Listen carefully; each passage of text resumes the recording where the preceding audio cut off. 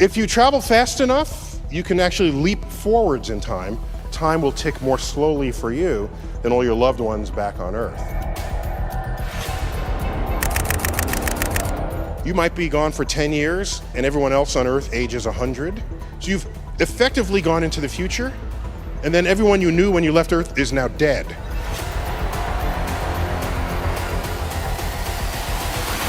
$1,995, a 2-1 year.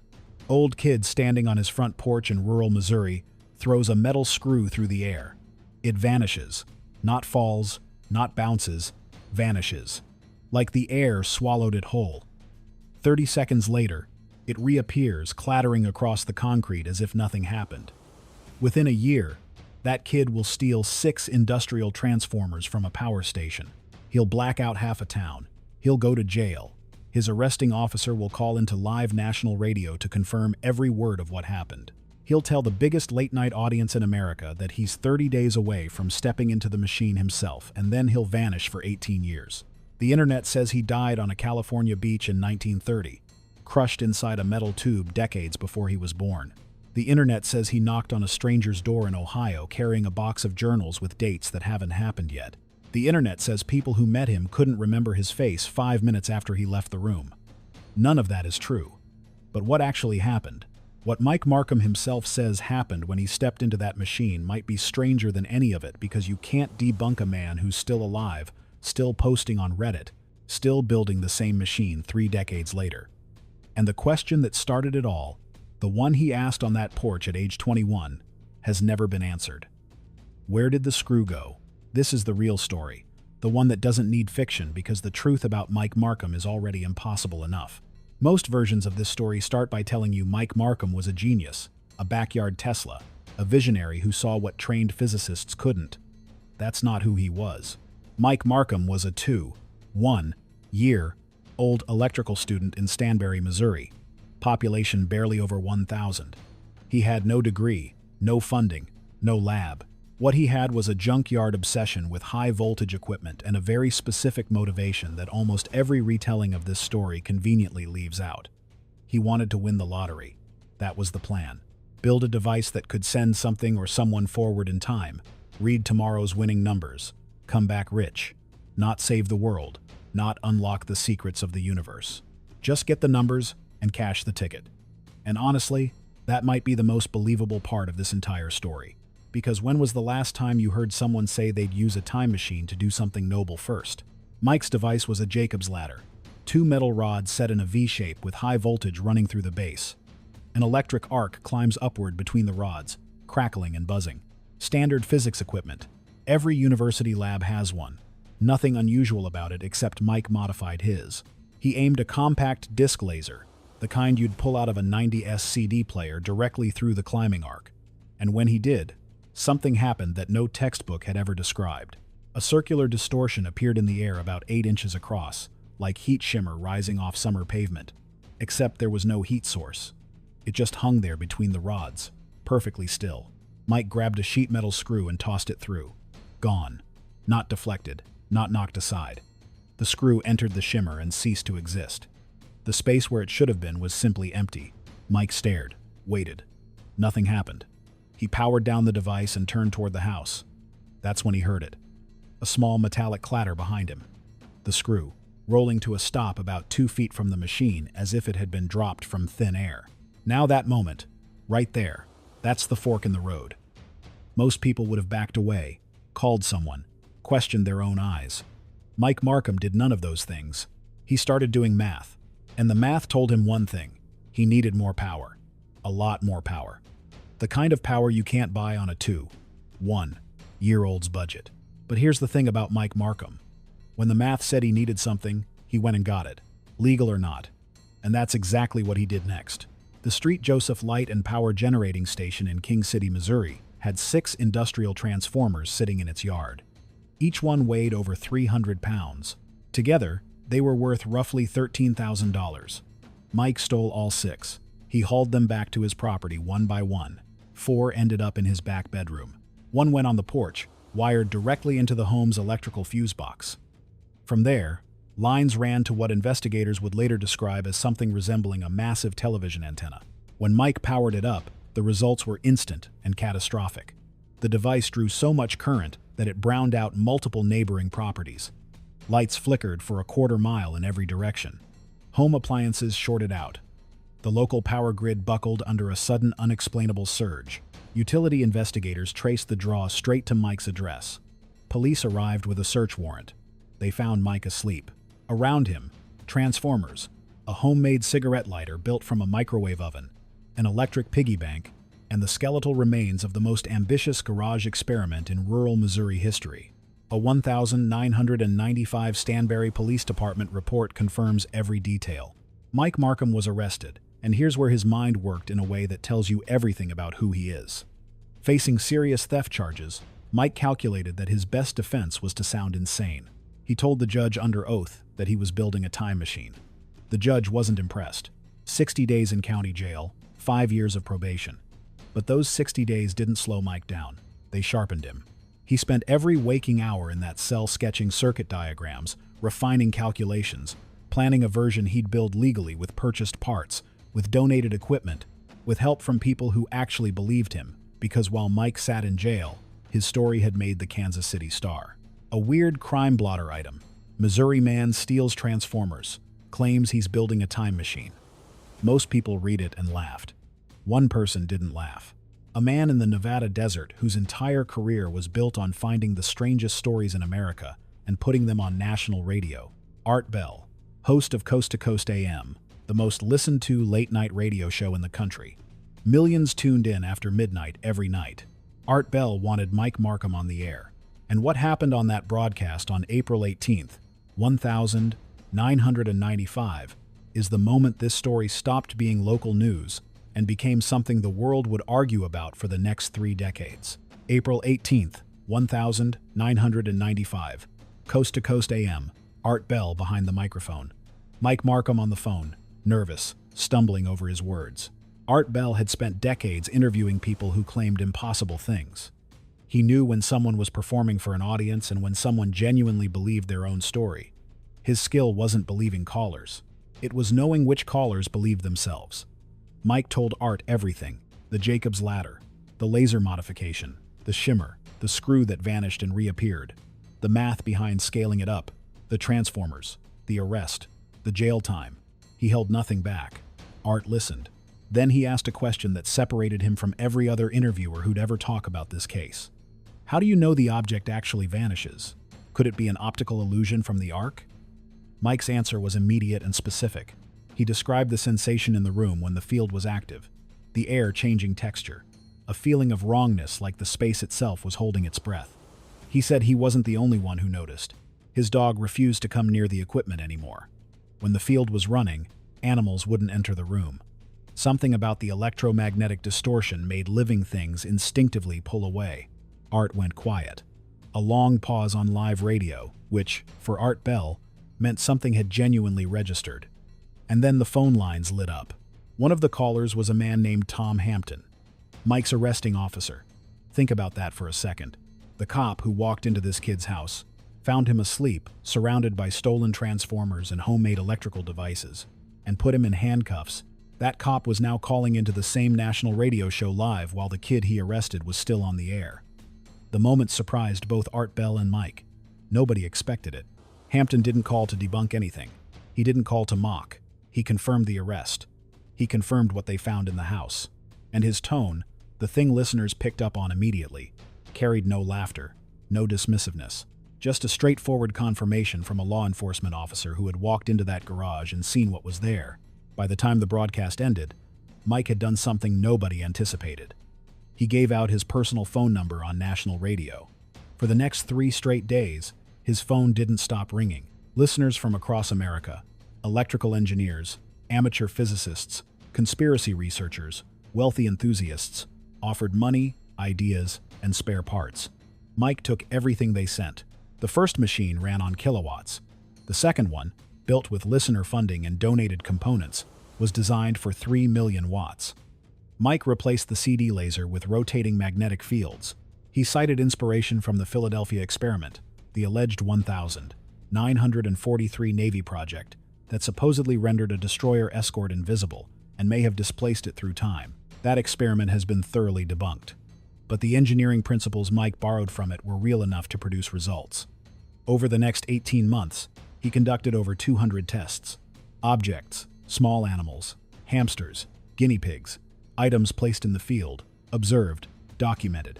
Some vanished for fractions of a second, some for longer. Some came back at different temperatures. Animals showed erratic behavior after exposure spinning, refusing food, acting disoriented. Nothing conclusive enough to prove time displacement, but consistent enough that Mike believed something real was happening. And then there was the couch. One night during a gathering at his house, a friend jumped onto the couch and asked Mike to grab him a beer. Mike walked to the kitchen. When he came back, the couch was gone. Not moved to another room, gone. Physically absent from the house. Mike searched everywhere, inside, outside. The only other exit was the back door, which was blocked by massive transformer equipment.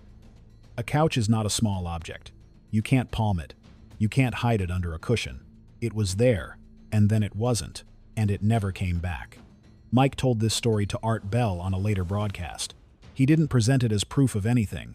He presented it as something that happened that he couldn't explain. The distinction matters. He wasn't claiming the machine ate his couch. He was saying something happened in that house that defied normal explanation, and it happened during the period when the equipment was active. By late 1996, Mike called Coast to Coast one final time. He told Art Bell he was 30 days from completing the machine, 30 days from testing it on himself. He planned to step into the field. That was the last anyone heard from Mike Markham for a very long time. Mike Markham went silent. Phone disconnected. Letters returned unopened. Nobody who tried to find him could. The property in Missouri abandoned. Now, here's the fact that almost nobody who tells this story mentions, because it ruins the narrative they're selling. The Missouri State Highway Patrol never listed Mike Markham as a missing person. No case file, no investigation, no search. A man who had been on national radio, who had been covered by the Kansas City Star, who was known to law enforcement, gone. And officially, nobody looked. Sit with that for a second.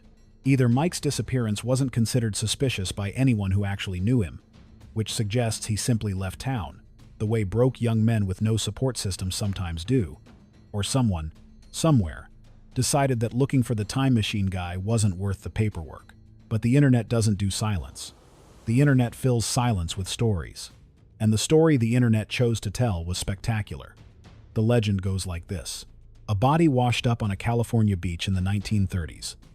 Male, early 30s, wearing clothing that looked oddly modern for the era. In his pocket, a small rectangular device covered in buttons and symbols that nobody could identify. When the photograph spread online, people connected it to Mike Markham. The time traveler had gone back too far. He died in the past decades before he was born. It's an incredible story, cinematic, haunting, the kind of ending that makes people share a video.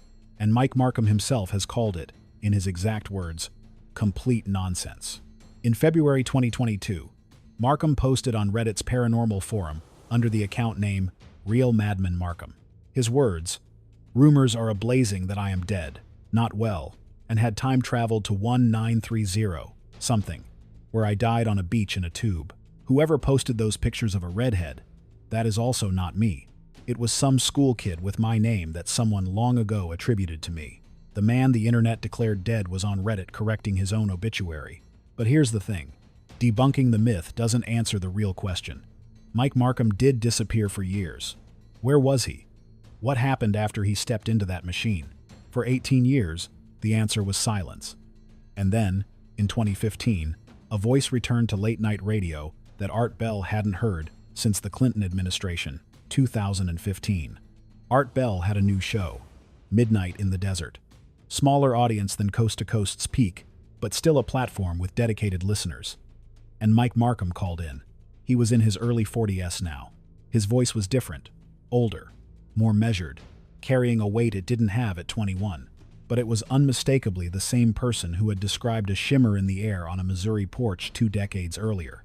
This was his first public interview in 18 years. And what he described was not what the internet expected. No wooden boxes in attics, no journals dated from the future. No strangers forgetting his face after he left the room. None of the poetic fiction that viral videos would later invent. Mike's account was simpler, more physical, more disturbing in its plainness. He said he entered the machine. The electromagnetic field activated around him. And the next thing he experienced was a sensation he described in 5 words, like getting hit by a flashbang, white-hot disorientation, a total neurological overload, and then nothing. When awareness returned, he was lying in a field near Fairfield, Ohio, roughly 800 miles east of where he started. He had no identification, no memory of his name, no understanding of where he was, when it was, or how he'd gotten there. The calendar said approximately 2 years and 2 months had passed. He ended up in a homeless shelter. Slowly, over weeks, fragments returned. His name, his social security number, pieces of his life before the field. He re-entered society the way you'd rebuild a shattered vase carefully, one piece at a time, and with gaps you can never fill. Now the question that matters, is this true? The honest answer is, nobody knows. And anyone who tells you they do in either direction is selling something. Here's what we can verify. Mike Markham's account has been consistent across every telling. The 1,995 radio calls, the 2015 interview, his Reddit posts. The core details don't shift. The location, the time gap, the amnesia, the slow recovery. He hasn't embellished it. He hasn't added dramatic details to make it more compelling. In fact, he's done the opposite. In later interviews, Mike acknowledged that some details the internet had attached to his story, the famous cat-on-the-couch version of the disappearing furniture, certain technical claims that fans had exaggerated were inaccurate. He corrected them publicly. That's not how hoaxers behave. Hoaxers build the legend bigger with each telling. Mike was trimming his, pruning the mythology, making the story smaller and more precise with each version. That's either the behavior of a man telling the truth as accurately as his memory allows, or it's the longest, most disciplined, and least profitable con in the history of late-night radio. But there's a third possibility that nobody talks about, and it might be the most likely one. What if Mike Markham genuinely experienced something? A neurological event triggered by extreme electromagnetic exposure that produced real displacement, real amnesia, and real sensory effects, but had nothing to do with time travel? What if the machine didn't move him through time, but through a breakdown, a psychogenic fugue triggered by electromagnetic trauma that sent him wandering 800 miles east with no memory of the journey? That's not science fiction. That's documented neurology. Electromagnetic exposure at extreme levels can cause seizures, memory disruption, and dissociative episodes. People in fugue states have traveled hundreds of miles without any conscious awareness of doing so. If that's what happened to Mike Markham, it doesn't make him a liar. It makes him a man who experienced something genuinely terrifying and interpreted it through the only framework he had: the machine, the experiment, the ark. And it would mean that what he built on that porch in Missouri wasn't a time machine. It was something that damaged him in ways he still doesn't fully understand. And he's been going back to it for 30 years. That might be the saddest part of this story. The internet was in the middle of a fresh Mike Markham wave. TikTok creators were telling his story mostly wrong. YouTube documentaries were adding fictional characters and invented concepts. The legend had grown so far from the truth that the real Mike Markham was buried underneath his own mythology. And then a Reddit post appeared on the paranormal forum. Account name: Real Madman Markham. The tone wasn't dramatic, wasn't mysterious. It read like a man who was tired of being declared dead by strangers on the internet.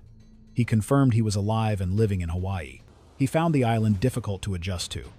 He mentioned plans to do another interview eventually, and he addressed the conspiracy theories surrounding his disappearance with the bluntness of someone who has heard every version of his own story and stopped being amused by any of them. By September of that year, another post confirmed he'd moved back to Ohio. He wrote, "I'm not homeless. I'm fine. And I've been back home to Ohio. These stupid rumors that I've been trying to get back home are nonsense." He also had a Facebook page, active. Photos of equipment, electrical components, work in progress. And then there's the GoFundMe. In 2016, Mike Markham launched a crowdfunding campaign to raise money for continued experiment. The man who the internet said had traveled through time, died on a beach in the 1930s, and faded from human memory, was on the internet asking for donations to try again. There's something in that fact that no amount fictional storytelling can compete with. The gap between the legend and the reality is so vast that it becomes its own kind of story. The internet built Mike Markham into a god, a ghost, a cautionary tale about the price of forbidden knowledge. The real Mike Markham is a man in his 50s living in Ohio, posting on social media, and still after everything tinkering with electromagnetic fields in some version of the same setup he built at 21. That's not less compelling than fiction. That's more compelling because fiction ends. Mike Markham hasn't. So, is any of this physically possible? Not the legend, the actual claim. Can electromagnetic fields interact with time? The short answer: no established physics supports what Mike Markham claims happened. A Jacob's ladder produces high-voltage arcs that ionize air, generate ozone, and create electromagnetic radiation. They don't open portals. They don't bend time. But here's the gap that keeps physicists from closing the door completely. Einstein's general relativity tells us that mass and energy curve space-time. Electromagnetic energy is energy. At extreme intensities, far beyond anything a garage could produce, electromagnetic fields could theoretically create measurable space-time effects. The key word is theoretically. The energy required would be billions of times greater than anything Mike built. What electromagnetic fields can do at high intensities is effect biology. Documented effects include seizures, memory disruption, neurological damage, and dissociative episodes. The line between this man traveled through time and this man suffered an electromagnetic neurological event that felt like he traveled through time may be the most important line in this entire story. And it's a line that Mike Markham himself has never fully drawn. Whether he can't or won't is something only he knows. Somewhere in Ohio, right now, Mike Markham is alive. He's not trapped between dimensions. He's not fading from human memory. He's not a ghost, a legend, or a cautionary tale. He's a man in his 50s with a Facebook page, a Reddit account, and a workshop. The internet took his story and turned it into something beautiful and false. Fake scientists receiving mysterious emails. Fake couples finding hidden journals in attics. Fake concepts about unmemory and desynchronization. The fictional version got millions of views because fiction gives you closure. Fiction wraps the mystery in a bow and hands it back to you with a haunting final line. The truth doesn't do that. The truth gives you a man on Reddit correcting strangers who say he's dead. A man who stole Transformers at 21 and is still tinkering at 52. A man whose arresting officer confirmed the story on live radio. A man who describes waking up 800 miles from home with no memory and has never changed that account in 30 years of telling it. The truth doesn't give you a clean ending. It gives you a man who's been running the same experiment for 3 decades. Same question, different wiring, different decade, same obsession. Did that screw really vanish? And if it did, where did it go? Mike Markham still believes he knows. The rest of the world still isn't sure. But nobody, not a single person who has looked at this case honestly, can deny one thing. Whatever happened on that porch in Stanberry, Missouri in 1995 was real enough to consume a life, and real enough that the man whose life it consumed has never once stopped chasing it. The screw vanished. The man didn't. He's still here, still building, and 30 years later he still hasn't found his answer. But he hasn't stopped looking either. And maybe that's the real mystery. Not whether the machine worked, but what kind of person keeps going back to it year after year, decade after decade, when the whole world has either forgotten him or turned him into someone he's not. Mike Markham isn't a time traveler. He's something rarer than that. He's a man who saw something impossible and chose to spend his entire life trying to prove it was real. Whether he's right or not, that's a kind of faith most people will never understand. And that, more than any machine, is what makes this story impossible to forget.